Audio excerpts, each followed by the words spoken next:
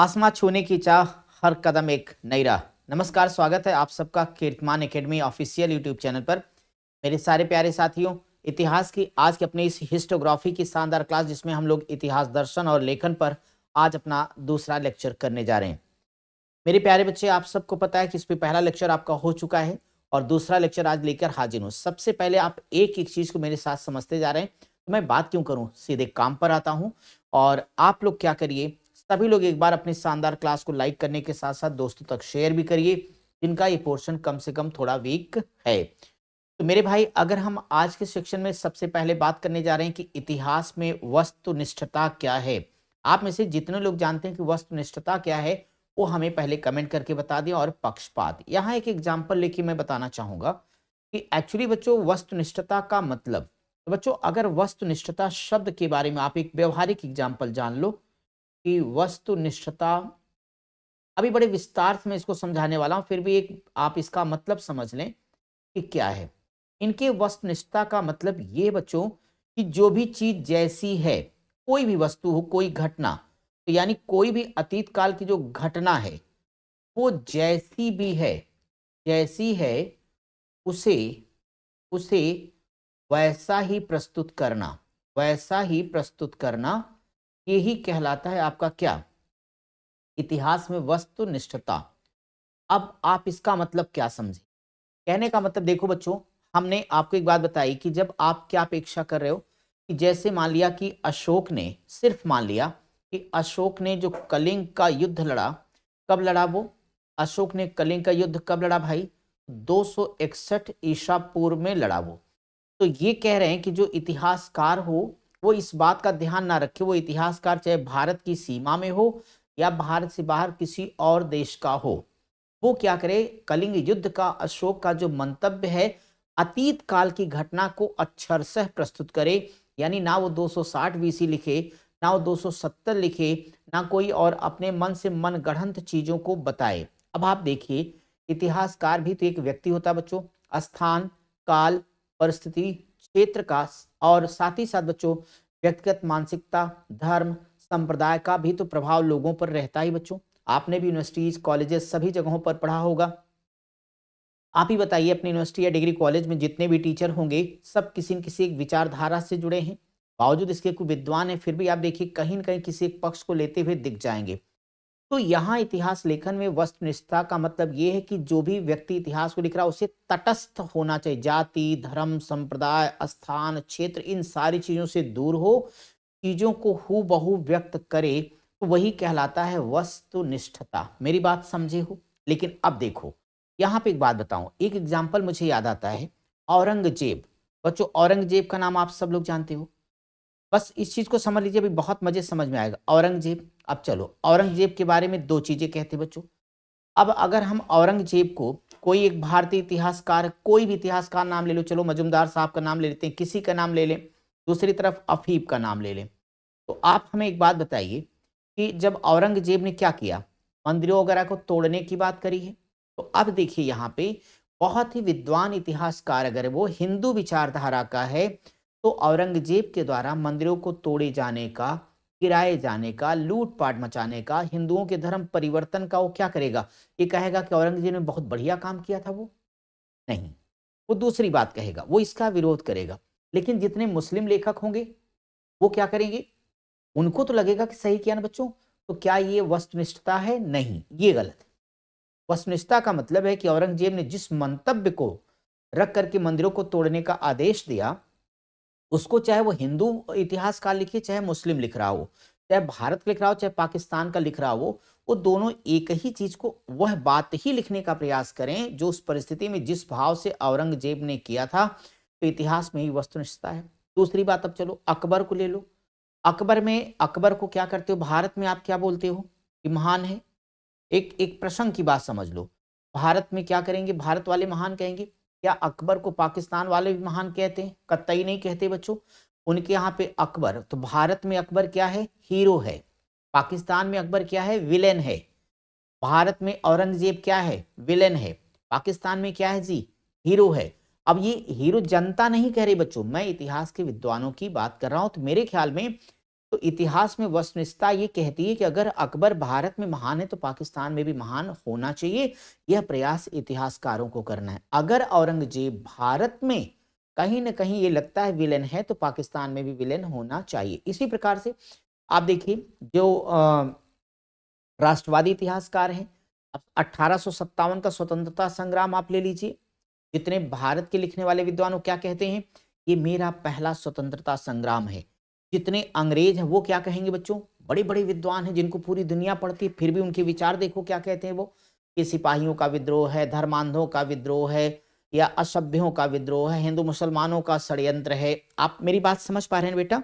तो इतिहास में वस्तुनिष्ठता कही गई कि जो लोगों ने पक्षपात की भावना से इतिहास को लिख करके जनमानस के सामने प्रस्तुत किया, ये गलत है। तो वस्तुनिष्ठता का मतलब ये नहीं होना चाहिए अगर मुस्लिम इतिहासकार लिख रहा है, वो अंग्रेज भी लिख रहा तो कहे कि लोग कहीं न कहीं अंग्रेजों की नीति से नाराज थे, वो कहीं न कहीं उनके अंदर देश भावना की भावना जागृत हो रही थी, भले अपने स्वार्थ के लिए ही सही उन लोगों ने अंग्रेजों को यहाँ से भगाने का प्रयास किया।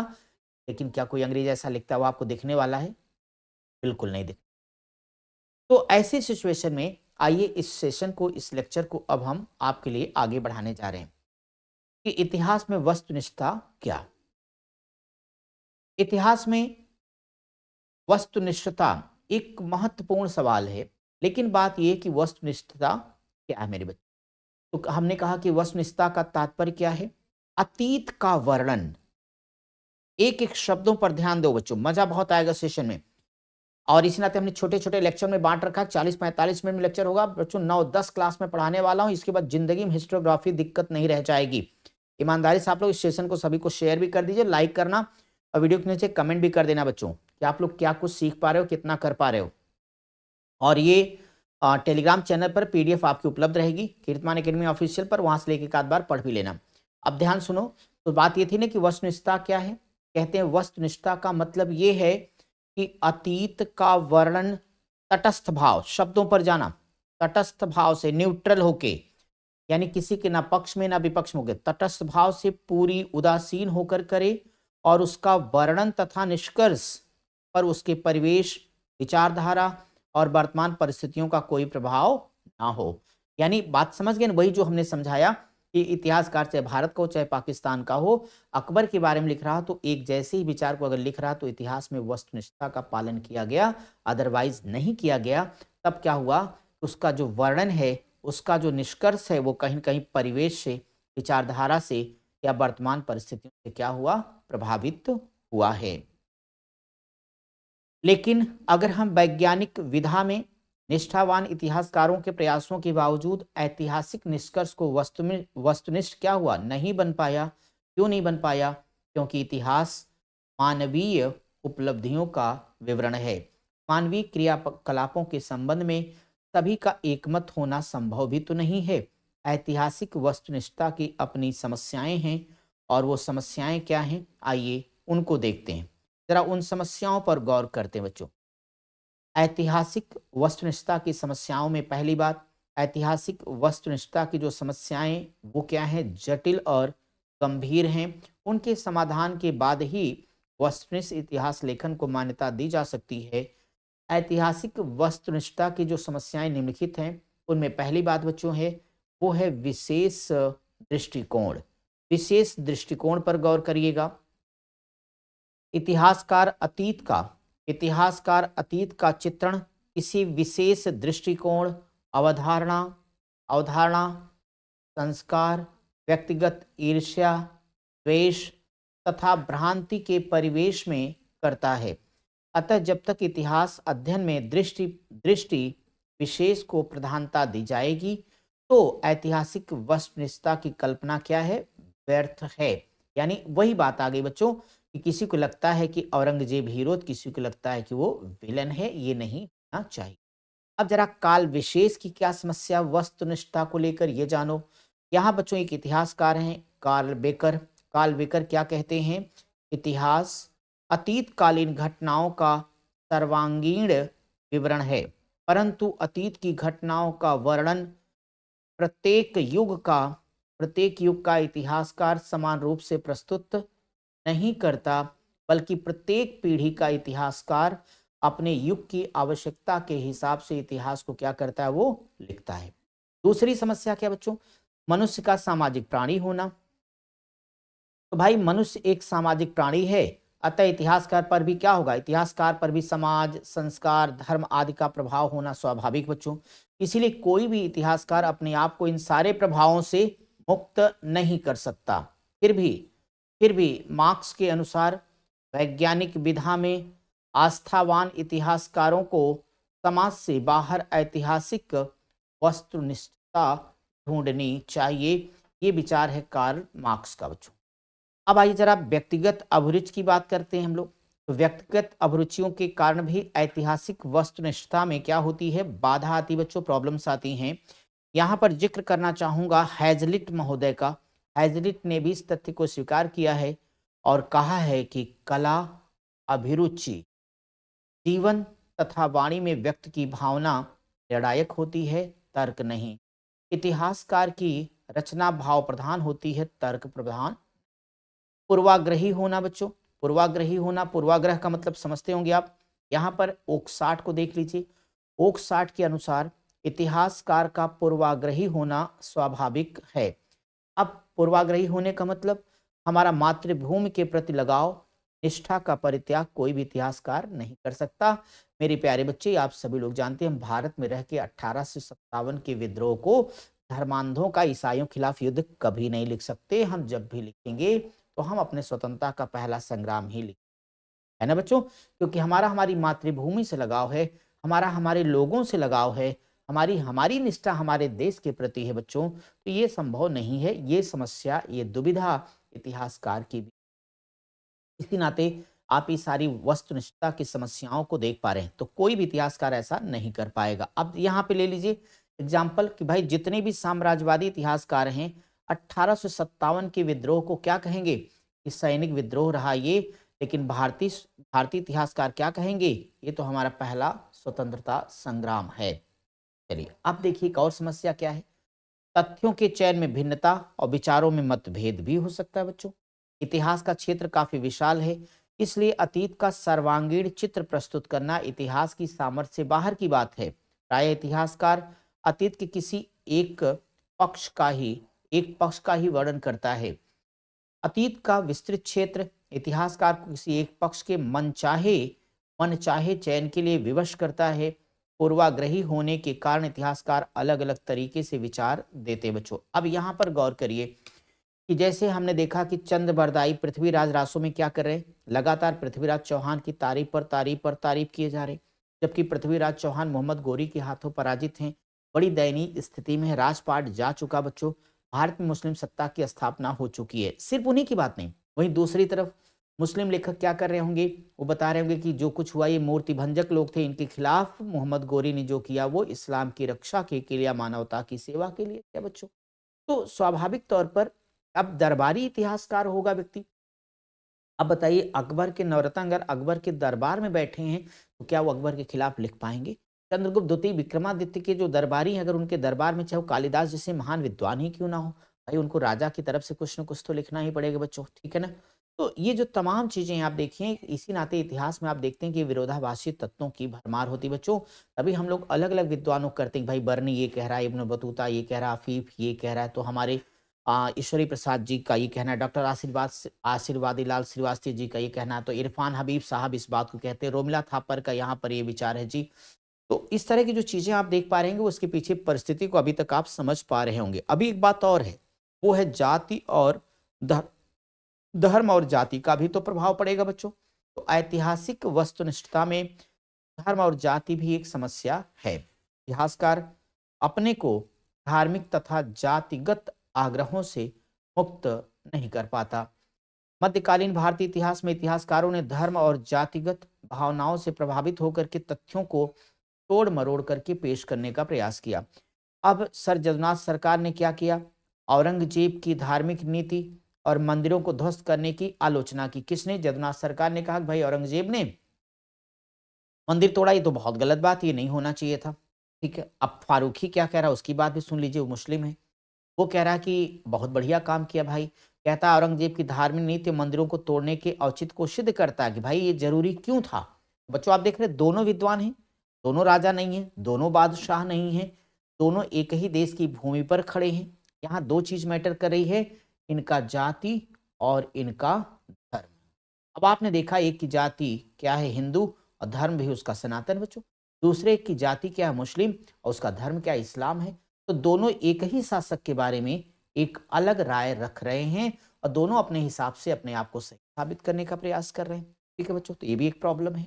अब देखें राजनीतिक दलों से प्रभावित व्यक्ति, सभ्य समाज में रहने वाले मनुष्यों का संबंध किसी न किसी राजनीतिक दल से होगा। अब जैसे कोई मार्क्सवादी होगा, कोई पूंजीवादी होगा, कोई प्रजातंत्रवादी होगा, कोई राजतंत्रवादी होगा बच्चों। तो इतिहासकार भी इन दलों के सिद्धांतों से क्या होता है, प्रभावित होता है। स्वामी विवेकानंद जी से पूछा गया था कि भाई आप ईश्वर की सबसे बड़ी देन क्या मानते हैं? उन्होंने कहा था मनुष्य के विचारों में भिन्नता। आज दुनिया में जितने डेवलपमेंट हैं मेरे प्यारे बच्चे, मानव की विचारों में भिन्नता के कारण है। यही वो कारण है कि आपको असिस्टेंट प्रोफेसर बनना है, आपको टीजीटी में टीचर बनना है, आपको पीजीटी में प्रवक्ता जा करके बनना है, किसी को पीआरटी, किसी को डॉक्टर, किसी को इंजीनियर, किसी को सिपाही बनने का जुनून है, तो कोई आईपीएस बनना चाहेगा, किसी को अंतरिक्ष में जाना है, तो किसी को मंदिर में पुजारी बनना है, तो किसी को मस्जिद में जाके मुल्ला का काम करना, मौलवी का काम करना है। आप देखेंगे किसी को खेती करने मजा आता है, तो किसी को जिम खोलना है। ये विचारों की भिन्नता का परिणाम बच्चों। तो निश्चित तौर पे ये शायद स्वामी जी जो कह रहे हैं वो ठीक है। अब यहाँ पर जो बात आई कि विचारों में भिन्नता है, अब इसी प्रकार से आप जिस भी यूनिवर्सिटी में, कॉलेज में पढ़ रहे होंगे या अपने घर परिवार में देखिए, बहुत संभव है कि पापा किसी पार्टी से जुड़े हुए हों, मम्मी की विचारधारा कुछ और बन रही हो, पड़ोस वाला किसी और धर्म को ले रहा हो बच्चों, तो संभव है। अब जब ये लेखन का काम करेंगे तो स्वाभाविक तौर पर हमारी मान्यता हमारे आड़े आती ही है। देखिए अगली बात क्या है, तो ये तो आपने वस्तुनिष्ठता की चर्चा की। अब है ऐतिहासिक वस्तुनिष्ठता की आवश्यकता और उसे पाने का फिर हम उपाय क्या कर सकते हैं। तो ऐतिहासिक वस्तुनिष्ठता की समस्याओं की सूक्ष्म विवेचना से ये बात स्पष्ट हो गई है कि इतिहास में वस्तुनिष्ठता एक जटिल समस्या है, लेकिन इसका मतलब ये नहीं है कि इतिहास का स्वरूप वस्तुनिष्ठ नहीं हो सकता, संभव है। इस बारे में हम कुछ हमारे मन में कुछ मूलभूत प्रश्न स्वभावतः उठते हैं और वो प्रश्न क्या है कि इतिहासकार से किस प्रकार की वस्तुनिष्ठता की हम आशा करते हैं कि भाई इतिहास किस सीमा तक वस्तुनिष्ठ हो सकता है, या फिर क्या इतिहास में विषय निष्ठा या वस्तुनिष्ठा की गवेषणा आवश्यक है, या फिर मेरे मन में ये भी सवाल आएगा क्यों इतिहासकार तथा दार्शनिक ऐतिहासिक वस्तुनिष्ठता को एक समस्या के रूप में देखते हैं। ये जो तमाम प्रश्न हैं इनके उत्तर खोजने का करेंगे प्रयास। एक बात और मन में आ सकती है, क्या हम इस तथ्य को स्वीकार कर सकते हैं कि इतिहास विज्ञान की भांति वस्तुनिष्ठ नहीं हो सकता? ये बात भी सब बच्चों आ गई। ठीक है, अब जैसे विज्ञान में आप नॉर्मली बोलो सर हाइड्रोजन ऑक्सीजन का मेल करेंगे, चाहे जितनी बार करेंगे उतनी बार पानी बनेगा। लेकिन इतिहासकार में अब वो चाहे प्रैक्टिकल एक लोग करें चाहे 100 लोग करें बच्चों, लेकिन अगर इसी बात को हम 100 विद्वानों से इतिहास लिखवा देंगे तो जाहिर तौर पर वो कहीं न कहीं उनके तथ्यों में भिन्नता अपने आप आ जानी, यानी रिजल्ट बदल सकता है। मेरा चौथा सवाल यही था कि क्या इतिहास विज्ञान की प्रश्न है? तो शायद हाँ या ना? आइए देखते हैं, मतलब ना ही रहेगा, फिर भी देखते हैं। ऐतिहासिक वस्तुनिष्ठता की आवश्यकता को सिद्ध करने के लिए इन मूलभूत प्रश्नों का संतोषजनक उत्तर देना आवश्यक लगता है बच्चों। ऐतिहासिक वस्तुनिष्ठता को पाने के लिए कुछ उपाय अब हैं। अब तक हमने समस्याएं और परिस्थितियां गिनवाई, आपको उपाय देख लो बच्चों। वस्तुनिष्ठता से एक सवाल आता है, सो अच्छे से आप लोग तैयार कर लो। आप यहाँ पे देखो उपाय क्या है, इतिहासकार की व्यक्तिगत योग्यता। इतिहास में वस्तुनिष्ठता के समावेश से पहले सामान्य इतिहास और खोजपूर्ण इतिहास के अंतर को समझना चाहिए। जहाँ सामान्य इतिहास संक्षिप्त होता है और इसमें इतिहासकार अपनी व्यक्तिगत धारणाओं और भावनाओं से इसे अलंकृत नहीं कर सकता, वहीं पर खोजपूर्ण इतिहास में इतिहासकार तथ्यों के चयन में स्वतंत्र होता है। इस अतः दूसरे प्रकार के इतिहास लेखन के समय वस्तुनिष्ठता हेतु इतिहासकार की व्यक्तिगत योग्यता पूर्णतः अपेक्षित है। तथ्यों की प्रधानता, तथ्य पवित्र और विचार स्वतंत्र होते हैं बच्चों, इसलिए इतिहासकार को तथ्यों की प्रधानता देखकर वस्तुनिष्ठता की रक्षा करनी चाहिए। यहाँ पर जीएन क्लार्क का विचार बच्चों कि यह नहीं भूलना चाहिए कि इतिहास की वस्तु सामग्री तथ्य होते हैं। विवाद के आवरण में दिए हुए तथ्य अतीत संबंधी ज्ञान के आधार हैं। अतः ऐतिहासिक वस्तुनिष्ठता के लिए यथार्थ तथ्यों का प्रस्तुतिकरण आवश्यक है। बच्चों, व्यक्तिगत रुचि के प्रयोग से भी बचना चाहिए। तो कुछ इतिहासकारों ने इतिहास को अपने विचारों के प्रचार का माध्यम बना लिया है। इसलिए गार्डनर कहते हैं कि इतिहासकार को वस्तुनिष्ठता का परित्याग करके अपनी व्यक्तिगत रुचि के अनुसार इतिहास को अतिरंजित नहीं करना चाहिए। इतिहास व्यक्तिगत विचारों के प्रचार का कोई साधन नहीं है। ये सारी चीजें समझ तो आ रही हैं बच्चों? दिक्कत हो तो बोल देना। इतिहासकार को व्यक्तिगत ईर्ष्या, द्वेष, घृणा से भी दूर रहने का प्रयास करना चाहिए। यहाँ पर ध्यान दें आप, इतिहासकार को अत्यधिक प्रशंसा तथा द्वेष की भावना से प्रभावित नहीं होना चाहिए। इस संबंध में रेनियर का मत है कि वस्तुनिष्ठता में आस्थावान इतिहासकार को इस बात का ध्यान रखना चाहिए कि इतिहास तथ्य प्रधान है, व्यक्ति प्रधान नहीं। अब आइए तथ्यों के चयन पर बात कर लें बच्चों। इतिहासकार को तथ्य के चयन की आवश्यकता नहीं होती। इतिहास में एक तथ्य दूसरे तथ्य का चयन करता रहता है और इतिहासकार को उसे स्वीकार करने के लिए बाध्य होना पड़ता है। बच्चों, कोई भी इतिहासकार अपनी इच्छा से तथ्यों का चयन करने के लिए स्वतंत्र नहीं है। ऐतिहासिक तथ्यों का स्वरूप वस्तुनिष्ठ होता है। इतिहासकार का कर्तव्य वस्तुनिष्ठता का निर्वाह करते हुए तथ्यों का आदर करना चाहिए। इतिहासकार को ऐतिहासिक अनुशासन और नियमों का पालन भी करना चाहिए। यहाँ पे वाल्श के अनुसार इतिहास का अपना अनुशासन और नियम है। इतिहासकार को इस अनुशासन और नियमों का पालन करना चाहिए। ऐतिहासिक वस्तुनिष्ठता इतिहास के शासन का अंग है बच्चों, तथा निष्पक्षता इतिहास की आज आवश्यकता है। आइए थोड़ा पक्षपात के बारे में भी जान लेते हैं। किसी व्यक्ति, विचार अथवा परिवेश के प्रभाव में ऐतिहासिक तथ्यों का प्रयोग करना अथवा ना करना ही क्या कहलाएगा? पक्षपात कहलाएगा बच्चों। ऐसी बहुत सारी आपने चीजों को देखी होगी। किसी भी आप विषय पर ले लें, जैसे एक बड़ा ही ज्वलंत मुद्दा रहता है कि हमारे राष्ट्रपिता गांधी जी की हत्या से जुड़ा हुआ मुद्दा बच्चों नाथूराम गोडसे का प्रकरण है। अब जो गांधीवादी विचारधारा के बारे में है, अगर उनसे हम नाथूराम गोडसे के बारे में लिखवाएं तो वहां आपको क्या लिखेंगे? या फिर जो गोडसे की विचारधारा के लोग हैं, अगर उनसे गांधी जी के हत्या या इससे जुड़े हुए मुद्दों को लिखने को कहा जाए, जैसा कि उन लोगों ने लिखा भी हो, किताबें आप पढ़े भी हो, जानते भी हो, अब जब आप एक स्वतंत्र इतिहासकार और इतिहास के विद्यार्थी के तौर पर उन किताबों को पढ़ते हो, तो लग जाता है दोनों ने ही कहीं न कहीं भ्रामक सूचनाएँ दे करके अपने-अपने सपोर्टरों को गुमराह करने का प्रयास किया है। यानी इन लोगों ने वस्तुनिष्ठता का पालन नहीं किया है। तो ये पक्षपात ही है। बच्चों, इस तरह की जो चीज़ें आ रही होंगी, तो ठीक है। अब आगे देख लीजिए, इतिहासकार को इतिहास लेखन के समय ऐसी स्थिति से बचना चाहिए ताकि वह वस्तुनिष्ठ इतिहास की परंपरा को आगे बढ़ा सके। ऐतिहासिक पक्षपात के कारण को ही संघर्षों और से ही क्या होता है? संघर्षों और दुर्भावना का जन्म होता है। यहाँ तक मेरी बात समझ में आ गई बच्चों? आप देखिएगा, इतिहास में कारण, प्रत्येक कार्य के मूल में कोई ना कोई कारण जरूर होता है जो उसे संपन्न कराता है। इसी प्रकार इतिहास में भी प्रत्येक घटना के पीछे एक निश्चित कारण होता है। उस कारण की वजह से ही वह घटना संपादित होती है। इसको हम एक उदाहरण के माध्यम से समझ सकते हैं। जैसे आपने सुना होगा सेब नीचे गिरने की घटना। बच्चों, जब सेब नीचे गिरता है तो न्यूटन उसको देखते हैं और एक गुरुत्वाकर्षण के सिद्धांत का प्रतिपादन वो कर देते हैं। इसी प्रकार से इतिहास में भी किसी घटना के कारणों की खोज कर उसके परिणामों की व्याख्या को किया जाता है बच्चों। मनुष्य जो कुछ करता है उसके कारणों की खोज मनोविज्ञान में की गई है। हालांकि प्रोफेसर ओक्साट ने कारण को इतिहास का अंग नहीं माना, लेकिन कॉलिंगवुड का मानना है कि कारण वह प्रमुख तत्व है जो मनुष्य को कार्य करने के लिए प्रोत्साहित, प्रेरित तथा बाध्य करता है। कारण के माध्यम से मनुष्य मानव समाज में अपने विचारों को अभिव्यक्त करता है बच्चों। अब इतिहास में कारण के बाद में कारणता क्या है, जरा इसे आपको बताता चलूं। सबसे पहले अरस्तु ने कार्य कारण संबंध में अपने विचारों को दिया। उन्होंने कहा कि कारणों के अभाव में किसी कार्य का होना संभव नहीं है। कारणों के अभाव में किसी कार्य का होना संभव नहीं। वहीं ईएचकार ने हेरोडोटस को कार्य कारण सिद्धांत को प्रस्तुत करने वाला पहला इतिहासकार माना बच्चों।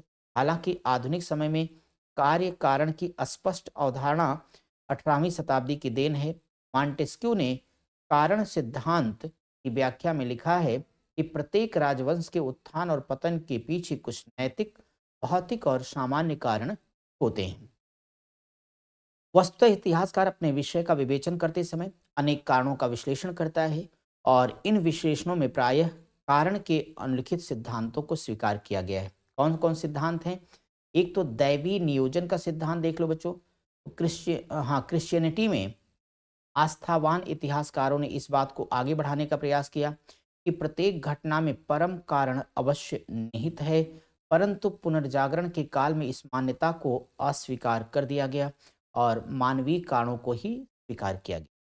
बुद्धिवादी सिद्धांत बच्चों क्या है? 17वीं 18वीं शताब्दी में बौद्धिक विकास ने मानवीय विकास और व्यवहार में अलौकिक एवं दैवीय प्रेरणा को अस्वीकार किया और मानवीय कार्यों के पीछे बुद्धि को।